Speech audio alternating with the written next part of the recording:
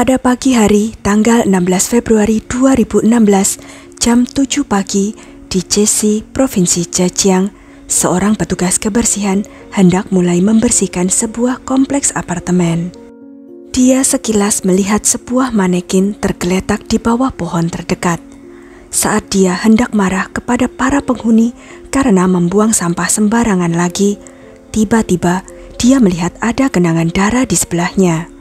Petugas kebersihan itu sangat ketakutan, sehingga dia berteriak minta tolong. Polisi segera tiba di tempat kejadian dan menemukan bahwa jenazah itu adalah Cao Yang, seorang perawat berusia 33 tahun yang baru saja pindah ke daerah tersebut. Dan dia telah ditikam berkali-kali. Dengan bantuan tetangga dan rekaman kamera CCTV, polisi dapat mengidentifikasi seorang tersangka laki-laki keesokan harinya. Mereka terkejut saat mengetahui bahwa tersangka pernah berbicara dengan ibu mertua Cao Yang, Zhang Lanji. Zhang Lanji lahir pada tahun 1957 di Jesi, Provinsi Zhejiang, dan merupakan anak kelima di keluarganya. Karena keluarganya sangat miskin dan dia lahir sebagai perempuan, orang tuanya memberikan dia kepada orang lain segera setelah kelahirannya. Untungnya, orang tua angkatnya yang tidak memiliki anak sendiri sangat mencintainya. Saat itu, meskipun menghadapi tantangan kelaparan besar dan revolusi kebudayaan, Lanji tidak kelaparan seperti kebanyakan anak lainnya. Dia dapat bersekolah dan lulus dari tingkat SMP. Orang tua angkatnya kemudian membantunya mendapatkan pekerjaan yang baik di sebuah koperasi. Tapi Lanji punya pergumulannya sendiri. Di sekolah, teman sekelasnya sering menggosipkan dia di belakangnya, dan kemudian dia mengetahui bahwa orang tua kandungnya telah meninggalkannya, yang membuatnya merasa semua orang menertawakannya. Hal ini menyebabkan dia kehilangan rasa aman. Setelah bekerja selama beberapa tahun, Lanji bertemu pria idamannya yang bernama Wu Jiali. Dia tinggi, tampan, mudah bergaul, dan sangat perhatian padanya. Tak lama kemudian, mereka berdua menikah. Kerabat Lanji selalu mengatakan bahwa dia beruntung memiliki suami seperti itu. Pada tahun 1982, putra mereka, Wu Tong, lahir. Lanji berhenti dari pekerjaannya untuk tinggal di rumah dan merawat putranya. Selama bertahun-tahun, menjadi ibu rumah tangga membuat Lanji merasa terputus dari dunia luar. Pekerjaan rumah tangga yang menuntut menyebabkan dia mengabaikan penampilannya dan emosinya menjadi lebih buruk. Sementara karir suaminya semakin meningkat dan akhirnya diangkat menjadi manajer pabrik. Seiring berjalannya waktu, Wu Jiali menghabiskan lebih sedikit waktu di rumah, yang membuat Lanji merasa tidak tenang. Dia mencoba meyakinkan dirinya sendiri bahwa suaminya hanya sibuk dengan pekerjaan dan kewajiban sosial. Namun, suatu hari, Lanji menemukan bukti suaminya telah berselingkuh. Demi alasan kepraktisan, Lanji memutuskan untuk tidak bercerai, tetapi dia sangat kecewa dengan suaminya, dan mereka memutuskan untuk hidup berpisah. Setelah berpisah, Lanji memutuskan seluruh cinta dan harapannya pada putranya, Wu Tong. Dia sering menceritakan hal-hal buruk tentang ayahnya kepada Wu Tong dan menolak membiarkannya bermain dengan mainan yang dibelikan ayahnya. Ketika Lanji mengetahui bahwa Wu Tong diam-diam telah bertemu dengan ayahnya, dia marah dan bertengkar hebat dengan Wu Jiali. Dia bahkan membuat Wu Tong memilih antara dia atau ayahnya, yang membuat Wu Tong menangis dan berjanji tidak akan membuatnya kesal lagi. Wu Tong bertumbuh dengan selalu menuruti ibunya. Setelah dia lulus kuliah dan mendapat pekerjaan di agensi pemerintahan, ayah dan ibunya membelikannya sebuah apartemen di lingkungan terdekat untuk pernikahannya di masa depan. Menurut Lanji, putranya adalah seorang pemuda tampan dengan pekerjaan tetap. Jadi dia ingin Wu Tong menemukan gadis sempurna yang mau menurut padanya. Kemudian Lanji meminta teman-temannya untuk memperkenalkan padanya calon gadis pilihannya. Tapi bahkan sebelum Wutong bertemu langsung dengan mereka, Wutong dan ibunya tidak mencapai kesepakatan tentang foto gadis mana yang sama-sama mereka sukai. Waktu berlalu. Pada tahun 2010, Wutong yang berusia 28 tahun saat itu bertemu Chaoyang yang seumuran. Mereka dengan cepat jatuh cinta, dan setelah berpacaran selama beberapa waktu, Wutong yakin bahwa Chaoyang adalah wanita yang ingin dinikahinya. Wutong kemudian membawa Chaoyang pulang untuk bertemu ibunya. Ternyata Lanci sangat tidak menyukai hubungan mereka. Dia memberitahu Wutong bahwa Chaoyang berbadan kecil, sedikit lebih tua, dan hanya seorang perawat yang berpenghasilan rendah. Dia juga tidak mempunyai saudara laki-laki, yang berarti bahwa Wutong nanti harus mengurus orang tua Chaoyang di masa depan. Lanci merasa bahwa Chaoyang bukan pasangan yang cocok untuk putranya itu.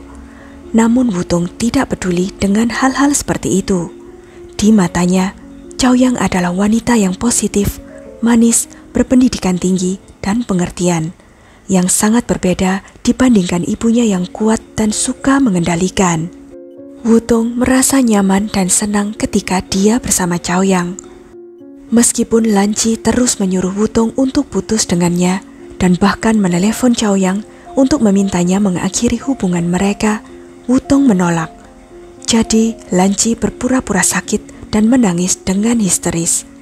Kemudian Wutong terpaksa berbohong kepada ibunya bahwa mereka telah putus untuk menghindari drama konflik yang lebih besar. Di sisi lain, ayah Wutong sangat senang setelah bertemu Chaoyang dan bersedia membayar biaya pernikahan mereka. Pada akhirnya, Lanci tidak bisa menghentikan Wutong menikahi Chaoyang, tetapi dia tidak tahan membayangkan putranya meninggalkannya untuk hidup sendiri. Pemikiran bahwa putranya adalah satu-satunya harapannya setelah ditinggalkan oleh orang tua kandungnya dan dikhianati oleh suaminya membuat Lanci segera menjual apartemennya sendiri tanpa mendiskusikannya dengan siapapun dan pindah ke apartemen Wutong. Akibatnya pengantin baru itu harus menerima kehadiran Lanci dengan lapang dada. Setelah tinggal bersama, Lanci sering membuli menantunya itu. Ketika Wutong tidak ada di rumah, dia akan mengkritik Chaoyang karena hal-hal kecil seperti tidak memasak dengan baik atau membuang-buang listrik. Dia bahkan menerobos masuk ke kamar pengantin baru itu tanpa mengetuk pintu, membuat mereka merasa sangat tidak nyaman. Meskipun Wutong berkali-kali mengingatkan ibunya, dia tetap tidak mendengarkan. Pada bulan Februari 2012, Chaoyang melahirkan seorang putra. Lanci sangat senang melihat cucunya. Ketika Chaoyang kembali bekerja beberapa bulan kemudian, dia membantu merawat bayi itu. Untuk menyenangkan ibu mertuanya, Chaoyang sesekali membeli pakaian dan make up, tapi Lanci tidak pernah menghargainya. Ketika Chaoyang merasa sedih dan tertekan, dia akan mengeluh di media sosial, tetapi dia tidak pernah mengonfrontasi ibu mertuanya langsung. Bahkan ketika Chaoyang dimarahi olehnya, dia akan menerimanya dengan ikhlas, agar tidak menimbulkan masalah bagi suaminya. Wutong juga sangat memperhatikan istrinya itu. Setelah pulang kerja, dia akan membantu pekerjaan rumah tangga, merawat bayinya, mengajak Chaoyang berkencan, dan memberinya hadiah untuk membuatnya bahagia. Kemesraan mereka membuat Lanci merasa sangat tertekan, karena dia merasa seperti orang luar.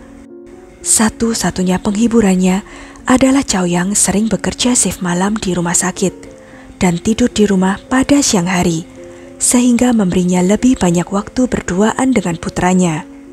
Seiring berjalannya waktu, Lanci bahkan mulai tidur di kamar mereka dengan dalih merawat bayi di malam hari, agar Wutong bisa mendapatkan istirahat malam yang nyenyak. Jadi, dia berbagi tempat tidur dengan Wutong. Ketika Chaoyang mengetahuinya, dia sangat tertekan. Oleh karena itu, orang tua Chaoyang menggunakan koneksi mereka untuk membantu supaya Chaoyang dijadwalkan bekerja di shift siang. Dengan jadwal yang lebih teratur, Chaoyang mempunyai lebih banyak waktu bersama dengan suami dan bayinya. Pasangan tersebut sering berjalan bergandengan tangan, dan setelah makan malam, biasanya mereka akan mengobrol dan tertawa. Merasa kesal karena waktu bersama putranya berkurang, Lanci mengambil tindakan. Suatu hari, dia pergi ke rumah sakit tempat Chaoyang bekerja, menemui supervisornya dan meminta agar jadwal menantunya itu diubah kembali ke shift malam. Supervisor perawat menolaknya, dan rekan kerjanya semua terkejut atas permintaan mertuanya itu. Mendengar hal ini, orang tua Chaoyang merasa bahwa Lanci sudah tidak normal. Orang tuanya bahkan menyarankan agar Chaoyang mempertimbangkan untuk bercerai atau setidaknya pindah bersama Wutong dan bayinya. Akan tetapi, mereka tidak pernah membuat keputusan untuk pindah. Suatu hari ketika Chaoyang sedang tidak enak badan dan sedang beristirahat di kamar tidurnya dengan pintu tertutup, Lanci tidak tahu dia ada di rumah. Ketika ayah Wutong datang untuk mengunjungi cucunya, mereka akhirnya malah bertengkar. Dalam panasnya pertengkaran itu, Wu Jiali dengan marah menyebut Lanci seorang wanita jahat dan mengatakan dia gila dan bahkan membunuh ibu angkatnya ketika muda. Chaoyang yang terkejut dengan pernyataan itu kemudian membahas masalah tersebut dengan orang tuanya. Ternyata orang tuanya telah mendengar rumor bahwa Lanci lah yang menyebabkan kematian ibu angkatnya, tetapi mereka tidak menganggap serius rumor tersebut. Rumor mengatakan setelah ayah angkat Lanci meninggal, kesehatan ibu angkatnya memburuk. Jadi dia pindah tinggal dengan keluarga Lanci. Namun suaminya, Wu Jiali, menganggap ibunya kotor dan bau dan menggunakannya sebagai alasan untuk tidak makan di rumah. Wu Jiali kemudian berselingkuh. Demi meningkatkan hubungan mereka, Lanci menyewa sebuah apartemen dan memindahkan ibunya. Karena itu, Lanci harus bolak-balik merawat ibunya setiap hari, dan Wu Jiali tidak membantu sama sekali. Lama-kelamaan, Lanci merasa ibunya menjadi beban. Ketika suatu hari ibunya jatuh sakit, Lanci memberinya obat yang sayangnya berujung pada kematiannya. Lanci tidak memberitahu kerabatnya, dan ibunya segera dikremasi. Beberapa bulan kemudian, saat tahun baru Imlek, seorang kerabat berkunjung dan meminta penjelasan tentang kematian ibunya. Tapi Lanci malah menghilang untuk sementara waktu, dan seluruh tetangga mendengar tentang hal itu. Akan tetapi karena kurangnya bukti, masalah ini akhirnya terlupakan. Semakin Chaoyang memikirkannya, semakin takut dia pada ibu mertuanya itu. Segera dia memberitahu Wutong bahwa mereka harus pindah dan hidup sendiri, atau mereka akan bercerai. Pada Agustus 2015, pasangan itu menghabiskan sekitar 1 miliar rupiah untuk membeli sebuah apartemen di kawasan perumahan tua dengan keamanan yang minim. Mereka tidak punya banyak pilihan karena mereka harus segera pindah dan tidak punya banyak uang. Ketika Lanci mengetahui bahwa putranya akan pindah, dia merasa ditinggalkan lagi. Dia berkata pada Wutong, "Aku membesarkanmu dengan sia-sia. Begitu kamu punya istri, kamu melupakan ibumu." Lanci mulai mengata-ngatai Chaoyang dan bahkan mengancam Wutong bahwa dia akan melompat dari gedung. Karena ibunya sangat keberatan, Wutong menyarankan pada istrinya untuk tidak buru-buru pindah, dan Chaoyang setuju. Mereka merenovasi apartemen itu terlebih dahulu dan berusaha menenangkan emosi ibunya. Setelah itu, Chaoyang pergi bekerja setiap hari dan berusaha sebisa mungkin untuk menghindari bertemu dengan ibu mertuanya. Di lain pihak, kebencian Lanci terhadap Chaoyang menantunya itu semakin besar, tapi dia menahan diri untuk tidak memaki Chaoyang supaya Wutong tidak menjauh darinya. Suatu hari, sambil menangis di taman, Lanci bercerita kepada teman-temannya dan berkata, "Aku pasti akan membunuhnya." Teman-temannya menasehatinya untuk mencoba bersikap lebih baik kepada Chaoyang dan meningkatkan hubungan mereka, karena hal ini mungkin bisa menghentikan putranya untuk pindah. Seorang pemuda bernama Chow Ping yang berusia 23 tahun dan pengangguran mendengar percakapan itu. Dia kemudian mendekati Lanci dan bertanya, "Apakah kamu benar-benar akan membunuh penantu perempuanmu?" Lanci pun segera menjawab, "Ya, pasti." Segera setelahnya, pemuda itu memperkenalkan temannya yang bernama Chow Jianguo kepada Lanci.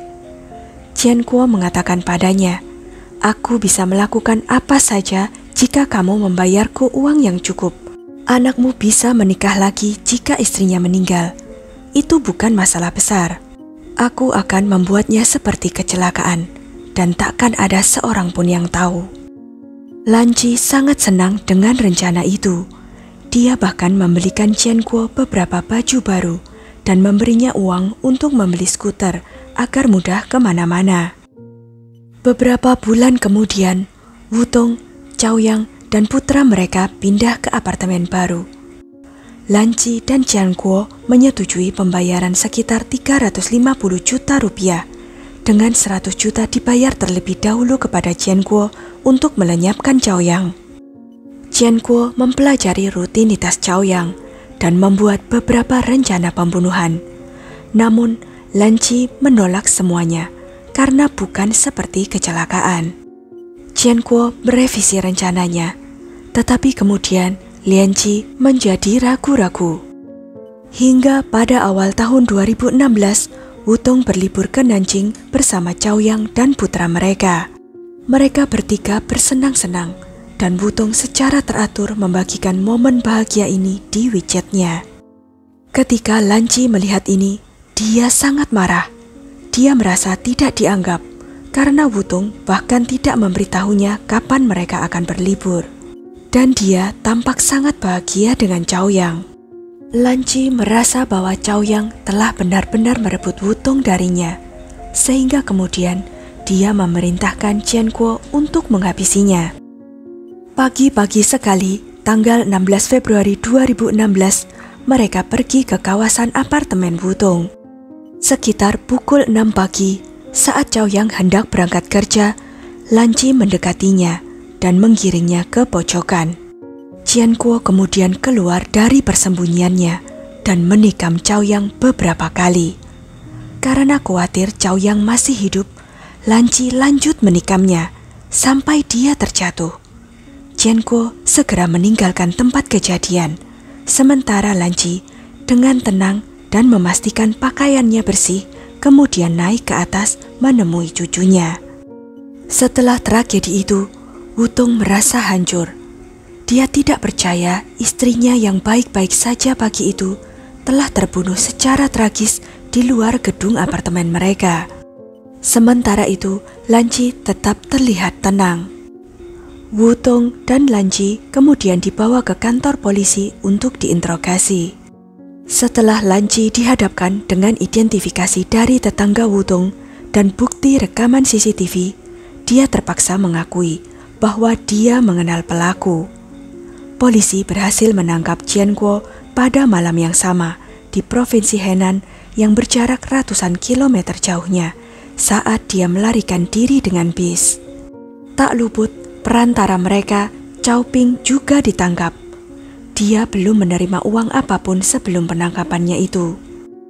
Di pengadilan, Lanci mengakui perbuatannya, tetapi dia menyalahkan pengkhianatan suaminya lah yang mendorong perbuatannya. Wutong merasa hancur sehancur-hancurnya ketika mengetahui kebenaran ini. Pada tanggal 24 Oktober 2016, Pengadilan Menengah Ningbo di Provinsi Zhejiang membacakan keputusannya. Zhang Lanci dijatuhi hukuman mati karena pembunuhan berencana, sementara Jianguo dijatuhi hukuman mati yang ditangguhkan, dan perantara mereka, Chow Ping, dijatuhi hukuman 8 tahun penjara. Wutong dan orang tua Chaoyang juga menuntut kompensasi dari ketiga pelaku. Pengadilan akhirnya memerintahkan ketiga penjahat tersebut untuk membayar total 1,1 miliar rupiah sebagai kompensasi. Dengan Lanci yang dianggap paling bertanggung jawab harus membayar sekitar 660 juta rupiah. Lanji memiliki cinta yang tidak normal terhadap putranya, yang melebihi cinta ibu pada umumnya. Dia ingin memonopoli semua kasih sayang putranya dan mengendalikan seluruh hidupnya. Zhang Lanji melihat suami dan putranya sebagai miliknya, dan dia menyingkirkan ibu angkat serta menantu perempuannya untuk tetap selalu memiliki keluarga kecilnya. Saat ini, Zhang Lanji telah menjalani eksekusi hukuman matinya. Sekian kisah kali ini. Jangan lupa untuk klik like, share, subscribe, dan komen ya pendapat kalian. Sampai jumpa lagi di video-video selanjutnya.